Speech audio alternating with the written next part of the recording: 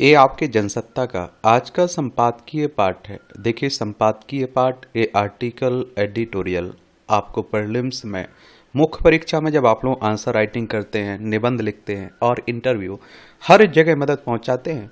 चाहे आप लोग सिविल सर्विस एग्जाम की तैयारी कर रहे हो या फिर स्टेट पीसीएस एग्जाम की तैयारी कर रहे हो, इन्हें जरूर पढ़ा करिएगा। मिट अतीत को दफना दो, अनंत भविष्य तुम्हारे सामने है और स्मरण रखो कि प्रत्येक शब्द, विचार और कर्म तुम्हारे भाग्य का निर्माण करता है। बेलगाम रफ्तार और हादसों का सफर, आजकल आप देख रहे हैं जिस तरह से सड़क हादसे हो रहे हैं, उनको लेकर भी खूब चिंताएं जताई जा रही हैं और थोड़ा ख्याल रखा करिएगा। आज के समय में एक और बात आपको पता है कि हम तो ठीक चल रहे हैं, सामने वाला ठीक चल रहा है, इसका भी ख्याल हमें ही रखना पड़ रहा है। सड़क हादसे आज एक गंभीर समस्या का शकल ले चुके हैं और यह एक आम हकीकत है। मगर हाल ही में केंद्रीय सड़क परिवहन एवं राजमार्ग मंत्री ने भी कहा है कि देश में हर साल 5 लाख सड़क दुर्घटनाएं होती हैं और जिसमें 1.5 लाख से अधिक लोगों की जान चली जाती है और इनके लिए विस्तृत परियोजना रपट यानी डीपीआर में की गई गलतियां भी जिम्मेदार हैं। इस बात का जिक्र और जोर देकर किया गया कि अधिकांश डीपीआर यानी विस्तृत परियोजना रपट भी बहुत रूढ़िवादी है और इन्हें तैयार करने में गुणात्मक बदलाव लाने की जरूरत है। सड़क सुरक्षा में जरूरी पहलू यह भी है कि खराब इंजीनियरिंग पर ध्यान देना होगा और जिसकी अमूमन अनदेखी की जाती है। यह एक राय हो सकती है, लेकिन पिछले कुछ समय से जिस तरह सड़क हादसों और उनकी प्रवृत्ति में तेजी आई है, उसमें इस मसले पर गंभीरता से बात करने की जरूरत है।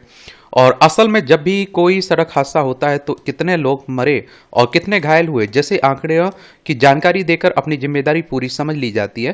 तेज और गलत तरीके से वाहन चलाने को सड़क हादसे का जिम्मेदार बताकर बाकी सभी कार्यों की इत्तेसरी कर ली जाती है और कभी भी सड़क हादसे के त्वरित कारणों के अलावा विस्तार में से चर्चा नहीं होती और शायद ही कभी जवाबदेह तय की जाए है और उन मूल कारणों पर भी आमतौर पर चर्चा नहीं होती है जो इन सड़क हादसों के लिए जिम्मेदार होते हैं।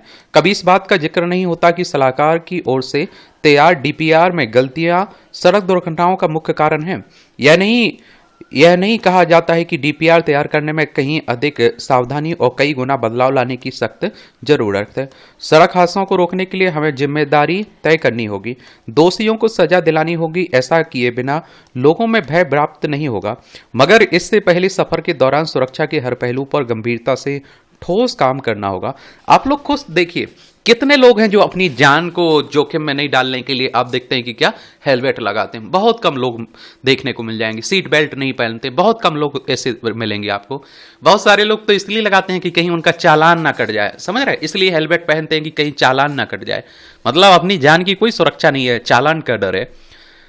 सड़क सुरक्षा विशेषज्ञों का मानना है कि हर साल बड़ी संख्या में होने वाले सड़क हादसों का प्रमुख कारण खराब सड़कें और लोगों में यातायात नियमों के प्रति जागरूकता का अभाव है। इसके अलावा सही समय पर घायलों को अस्पताल नहीं पहुंचा पाना भी मौत के आंकड़ों में बढ़ोतरी का कारण बना है। विशेषज्ञ कहते हैं कि सरकारी प्रयासों के अपेक्षाजनक परिणाम धरातल पर नजर नहीं आ रहे हैं। ग्रामीण क्षेत्रों में जागरूकता के प्रयासों में तेजी लाने की दरकार है। हालांकि विशेषज्ञों की सलाह पर बहुत गंभीरता से काम किया गया हो, ऐसा कभी देखने में नहीं आया है। अगर उनकी इस सलाह पर काम होता तो सड़क हादसों में निश्चित तौर पर कमी आती। लोगों की लापरवाही पर तो फिर भी चर्चा हो जाती है, लेकिन सड़कों की खराब डीपीआर और खराब इंजीनियरिंग पर तो कभी चर्चा ही नहीं होती है और इस पर गंभीरता से बातचीत करना समय की जरूरत है। अभी भोपाल में आपने देखा है ना, एक पुल 90 डिग्री के कोण पर बना हुआ है, तो आप समझ सकते हैं कि वहां अगर वो मालूम ना चलता, चालू हो जाता तो कितने हादसे होते आए दिन, समझ सकते हैं।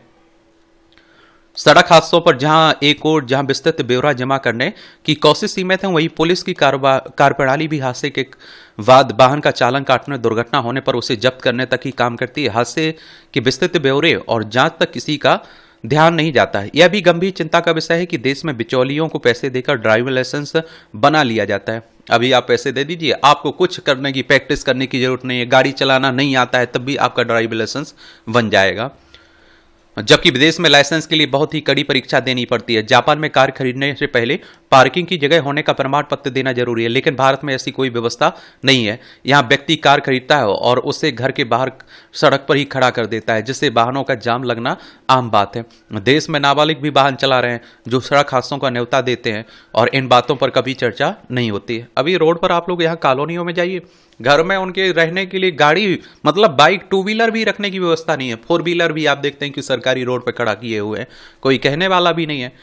सड़क हादसों की एक बड़ी वजह यातायात नियमों का सख्ती से पालन ना होना और आसानी से ड्राइविंग लाइसेंस मिलना भी है।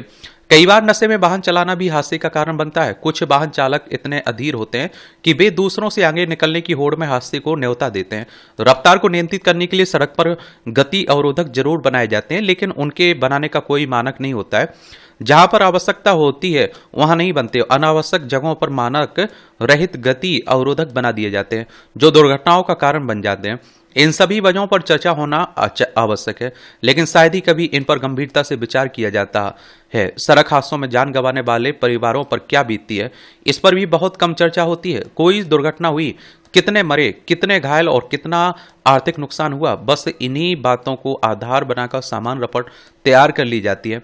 हादसे के दूरस्थ परिणामों पर शायद ही कभी विस्तार से बात होती है। कुछ साल पहले जयपुर में एक सड़क हादसे में कार पर नमक से भरा ट्रक गिर गया था, और जिससे कार में सवार सभी लोग मारे गए थे, और इनमें एक ऐसा जोड़ा भी था जिसकी हाल ही में सगाई हुई थी। हादसे के बाद चालक फरार हो गया था। पुलिस ने ट्रक जब्त कर लिया और बात आई गई हो गई। अब कोई नहीं जानता कि उस परिवार का क्या हुआ है और अपने बच्चों को खोने वाले माता पिता पर क्या बीती होगी।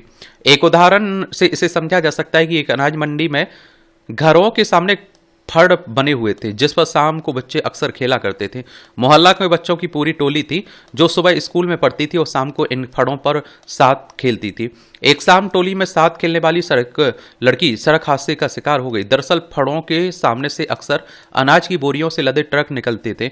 इसी दौरान हादसे में उसकी मौत हो गई। इस मामले में भी हादसे के बाद चालक फरार हो गया। पुलिस ने ट्रक जब्त कर लिया। इसके बाद वह घटना किस निष्कर्ष तक पहुंची, आम लोगों को पता नहीं चला।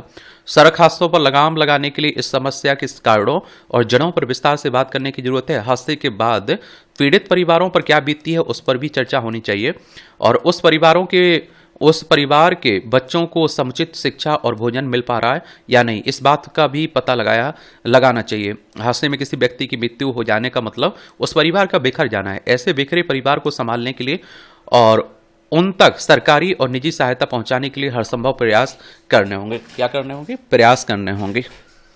आप लोग बताइए, आप क्या सोचते हैं, आपकी क्या राय है? अपनी राय आप लोग जरूर दिया करिएगा। एकांत बनाम अकेलापन। देखिए, एकांत और अकेलापन दो अलग अवस्थाएं हैं। अकेलापन जहां बोझ, मानसिक संताप और अभाव की स्थिति पैदा करता है, वहीं एकांत रचनात्मकता और सृजन की ओर ले जाता है। दरअसल अकेलेपन को लेकर बचपन से हमारे मन में एक भय बैठा दिया जाता है, और ऐसी अवधारणा प्रचलित है कि जो अकेला है वही उपेक्षित, अव्यवहारिक और असामाजिक भी है। दूसरी ओर अकेला रहना अब समय की मांग है, और आगे चलकर कभी ना कभी आजीविका के लिए, अध्ययन के लिए या किसी अन्य व्यवस्था की वजह से हम में से किसी को भी अकेला रहना पड़ सकता है।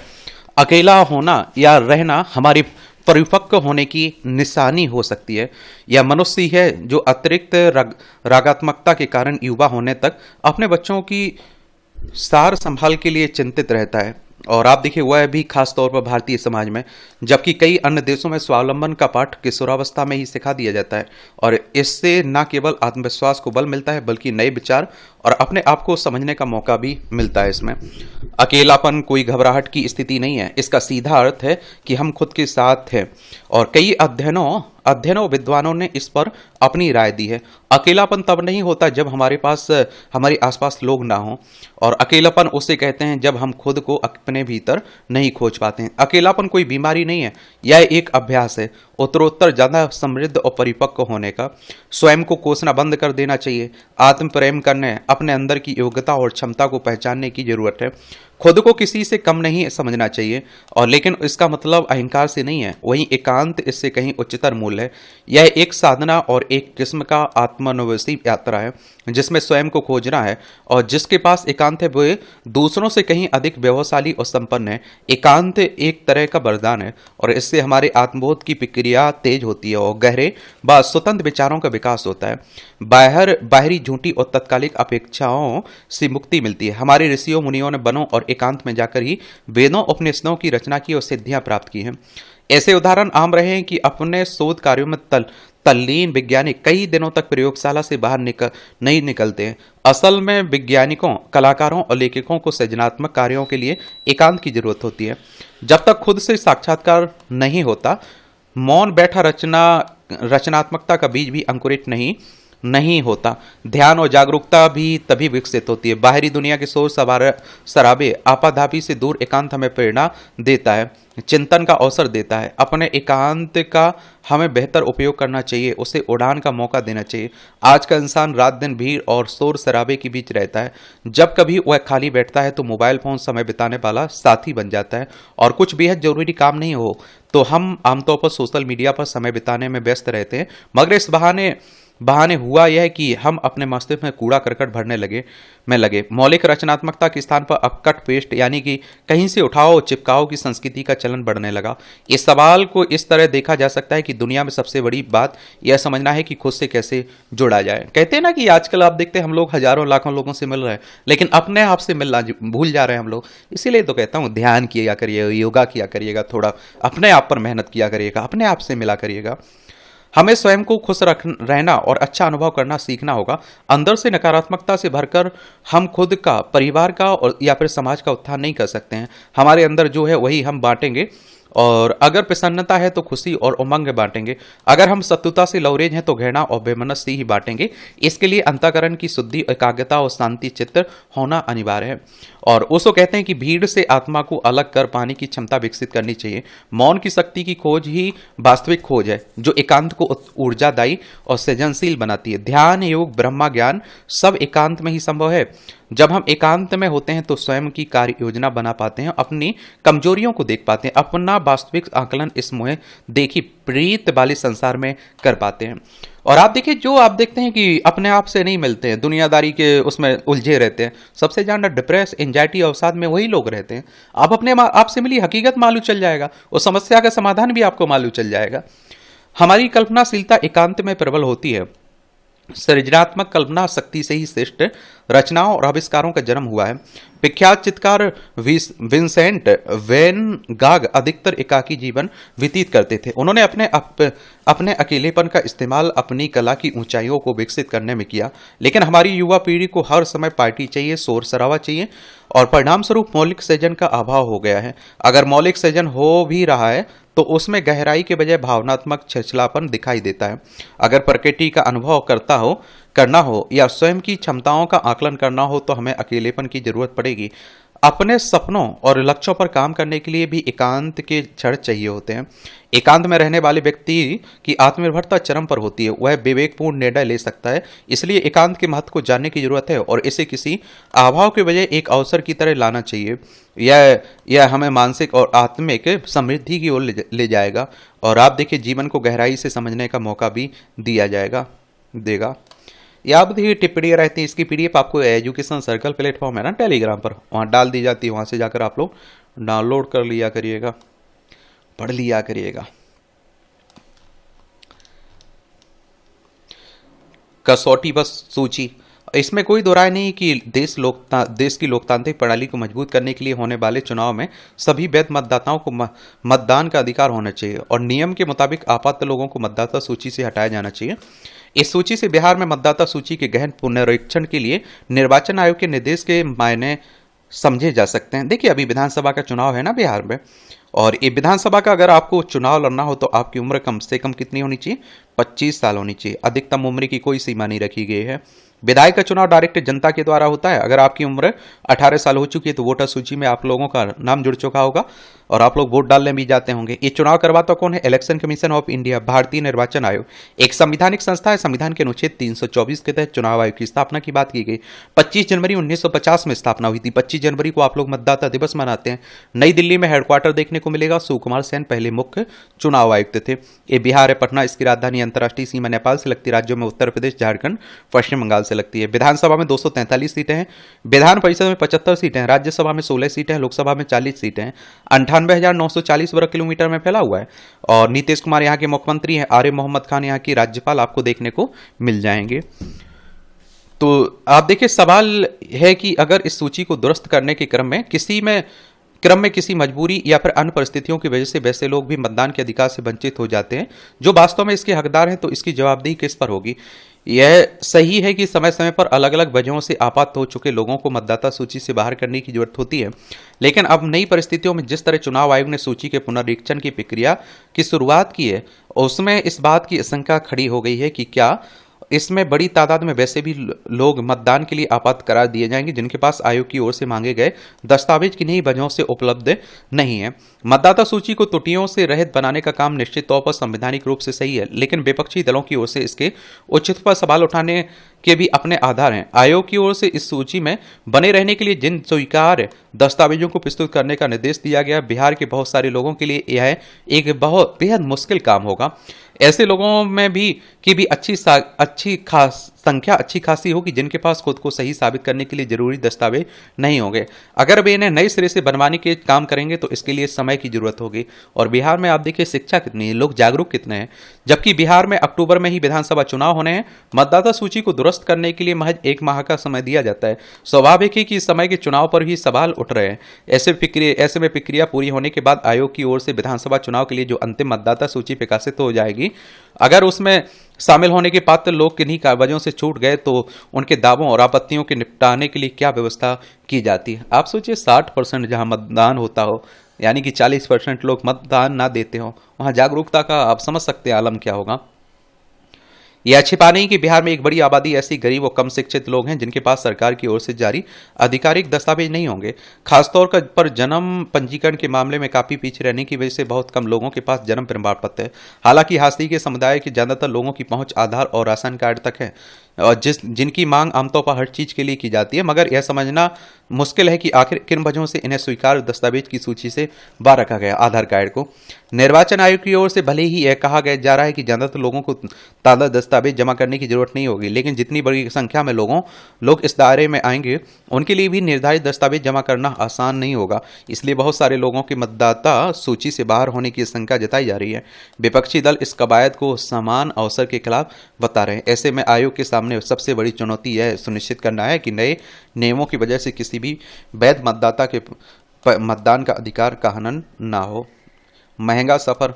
इस शहरों महानगरों में सार्वजनिक परिवहन की सीमाओं की वजह से आम आदमी आवश्यकता पड़ने पर ऐप आधारित कंपनियों के वाहनों से अपने गंतव्य तक आवाजाही कर लेता है, मगर आप देखिए केंद्रीय सड़क परिवहन मंत्रालय के नए दिशा निर्देश लागू होने के बाद ऐसे वाहनों से सफर महंगा होने की स्थिति में अब लोगों को सोचना पड़ेगा। अव्वल तो व्यस्त समय के कारण बनाकर समान दूरी तक सफर के लिए दोगुना किराया लेना अनुचित है। फिर यह बेहद निराशाजनक है कि पहले ही महंगाई की बोझ से दबे आम लोगों पर किराए की मार के साथ साथ बुकिंग रद्द कर देने पर जुर्माना लगाने का नियम भी सख्त कर दिया गया, और यह किसी भी दृष्टि से उचित नहीं है।